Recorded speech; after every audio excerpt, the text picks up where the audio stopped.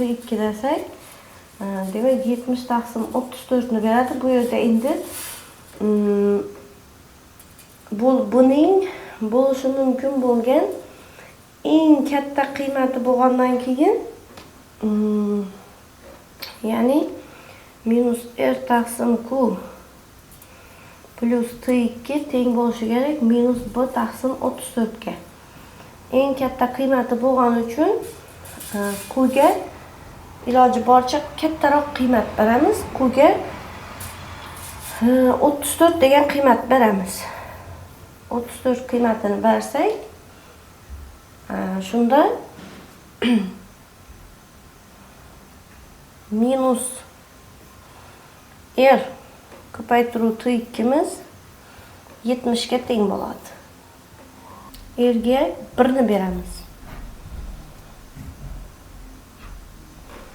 Shunda minus 1 taqsim 34 plus t2 barobar minus b taqsim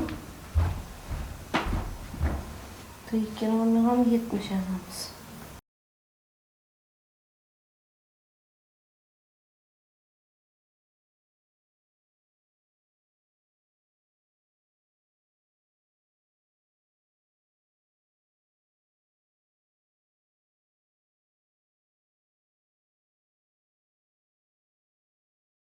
Bu yerda z ni 7-sini t bilan belgilasak, 34 t kvadrat plus t plus 70 barobar qt plus r va yana biror t minus t2 bo'lsin. Bu yerda asosiy qni 34 deb olamiz. Sababi o'xshash. Shunda bu yog'ini topsak, q kvadrat plus r minus qt 2t plus rt ko'rinish rt2 ko'rinishida bo'ladi. Demak minus ekan, minus ko'rinishida. Demak solishtirsak, q teng 34, r t2miz minusdan 70 ga teng. Bu yerda r ni musbat butun sonlig'idan 1 deb olamiz. Ham buni eng katta qiymat bo'lishi uchun buni kichkina qiymati 1 ga tenglaymiz. Shunda t2miz minusdan 70 ga teng bo'ladi. Ana bu yerimiz buni bergani uchun o'rniga qo'yib hisoblaymiz. B barobar 1 minus 34 ko'paygan minus 70. Demak bu 1 plus 28 2 21 23 0 2380 2381 degan javob keladi ekan. Demak javobimiz 2381. Bu masalada tanlashdan foydalanamiz hamda bu yerda katta qiymat bo'lishini harakat etib, qni 34 deb olamiz, r ni 1 deb olamiz. Buni deb olishimizga sabab kattaytirish uchun, greatest possible, ya'ni eng katta mumkin bo'lgan qiymat topish uchun. 10-misol, qaysi ifoda ushbu tenglikning bo'luvchisi bo'ladi deydi. Bo'luvchisi bo'ladi degani, ya'ni shunga qoldiqsiz bo'linadi. Demak 2 ga qoldiqsiz bo'linadi bu. Bo'luvchisi bo'lib qoladi. 4x ga bo'linmaydi. Sababi hammasini 4x ga bo'linsak, bu bo'linishi mumkin, bu bo'linishi mumkin, bu bo'linmay qoladi. 30x ga ham bo'linmaydi, 2x kvadratga ham bo'linmaydi. Demak, bu yerda javob to'g'ri. Hammasini 2 ga bo'lsak, x kvadrat plus 15x plus 8 bo'ladi. 11-masalaga e'tibor beramiz. P funksiya quyidagicha ifodalangan. Bu yerda a bo'lsalar o'zgarmaslar. X, y tekisligida y barobar px funksiya ushbu ikkita nuqtadan o'tadi. P-12 plus P-5 ni qiymati qanday? Demak, bizga P-12 va P-5 larni yig'indisi kerak ekan, yozib olamiz. Ya'ni x ni o'rniga -12, x ni o'rniga -5 ni qo'yib, bularni demak funksiyalarni qo'shamiz. Demak, -12 ni qo'ysak, bu yerda -12 plus 6, -6 ni kvadrati 36 minus b hamda bu yerda ham 36 minus s keladi. Plus x ni o'rniga -5 ni qo'ysak, bu yerda -5 plus 6 1 bo'ladi. 1 minus b 1 minus s keladi. Shuni topishimiz kerak. Bizda ushbu ikki nuqta bor. Shu ikki nuqtani qo'yib olamiz. Ya'ni x barobar -7 da p -7 barobar 24 hamda x barobar 0 da p 0 barobar 899 degan qiymatlar bor. X ni o'rniga -7 ni qo'ysak, ya'ni f -7 yoki f p bularni hammasini p desak, -7 x ni o'rniga -7 ni qo'ysak, -7 plus 6 -1 bo'ladi, kvadrat ham 1 bo'ladi. 1 minus b 1 minus s bo'ladi ekan va bu 24 ga teng. Endi x ni o'rniga 0 ni qo'ysak, bu yerda 0 ni qo'ysak, ikkalasidan 0 ni qo'yib bersak, 0 plus 6 6 ni beradi. 6 ni kvadrati ham 6 bo'ladi. 0 da demak 36 minus b 36 minus s. Demak, bu bizda 899 ga teng. Endi bu ifodalar bizda berilgan, demak bu 899 ekan. Bu ifodamiz 24. Ya'ni bu ifodamiz teng 24. Demak, ikkalasini qo'shib ko'raveramiz.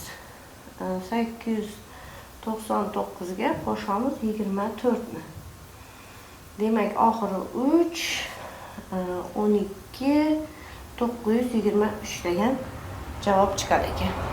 Demak, bu yerda javob 923. 12-masalaga e'tibor beramiz. F funksiya berilgan tenglama orqali ifodalanadi. Xuddi shu ko'rinishda berilgan. Bu yerda a bo'lar, konstantalar, x'imiz a bilan b orasida pozitiv, musbat bo'lar ekan. Y barobar fx funksiya grafigi rs nuqtadan o'tadi. Bu yerda r va s konstanta. S teng 8 bo'lsa, quyidagilarning qaysi biri to'g'ri? Demak, a bilan b orasida musbat ekan. Funksiya bo'lsa, uchta nuqtada kesishsa, a va b orasida musbat. Musbat demak, shunday ko'rinishda bo'lsa, masalan, shu oralikda musbat. S8 ya'ni S teng 8 bo'lsa, ya'ni S teng 8 deganimiz bu musbatligidan, pozitivligidan bu R nuqta shu yerda yotishini bilib oldik. Ya'ni R nuqtamiz A va B orasida yotadi. Xullas, bu noto'g'ri. Bu ham noto'g'ri. Demak, shu nuqtamiz bu yerda yotgani uchun, bu yerda yotgani uchun R bu yerda. Yoki biz s'ni Bu yoqda chizsak ham bo'ladi. Mana. S'da yozsa R katta S. R katta S'dan bo'lib turibdi. Bu bo'lishi mumkin. Demak, qaysi biri bo'lishi mumkin deb so'rab turibdi. Faqat bizda 3 bo'lishi mumkin ekan. Only 3, ya'ni bu javob to'g'ri. Bu juda oson. 13-chi. Y barobar fx funksiya grafigi 8 ga 9 nuqtadan o'tadi. F8 toping. Demak, F8'imiz 9 ga teng bo'ladi. 14'dan fx barobar ushbu funksiyamiz x, y tekisligida quyidagi ifodalangan y barobar jx funksiyamiz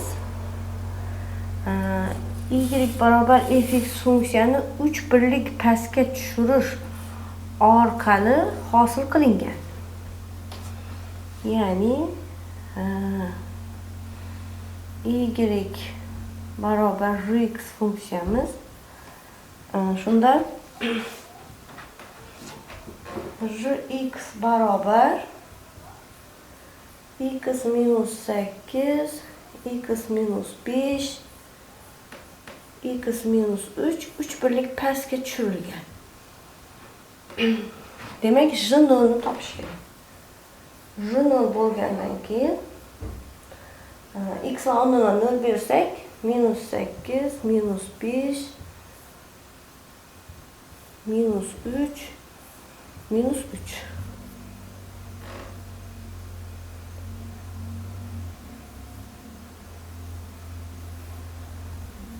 Minusdan 123. Demek f funksiyamiz ushbu ko'rinishda ifodalangan. X, y tekisligida y barobar jx funksiya grafigi y barobar fx funksiya grafigining 3 birlik yuqoriga tiklanish orqali hosil qilingan bo'lsa, result j0 ni toping. Demak, 3 birlik yuqoriga hosil qilingan bo'lsa, 3 birlik tepaga ko'taramiz, ya'ni qo'shamiz. Shunda jx teng bo'ladi fx plus 3 ga. Demak, jx barobar x minus 8, x minus 5 barobar minusdan 117.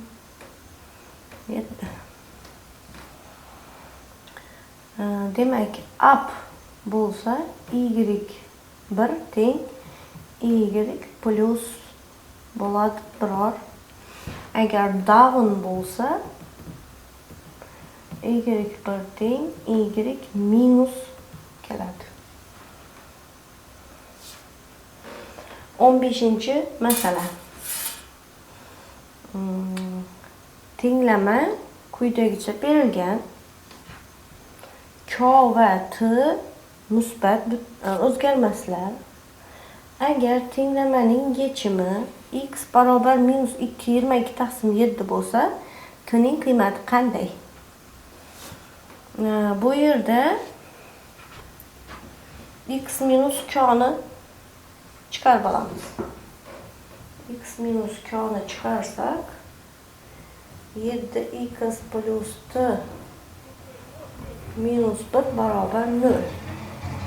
Demak, bizga buni ahamiyati yo'q. Bunda ikkinchida ishlaymiz. Bizga t kerak. Shunda ishlaymiz. 7 ko'paytiruv minus 22 taqsim 7 plus t minus 1 barobar 0. Demak, bu bilan bu ketadi. T ni topsak 23. Demak, javob 23.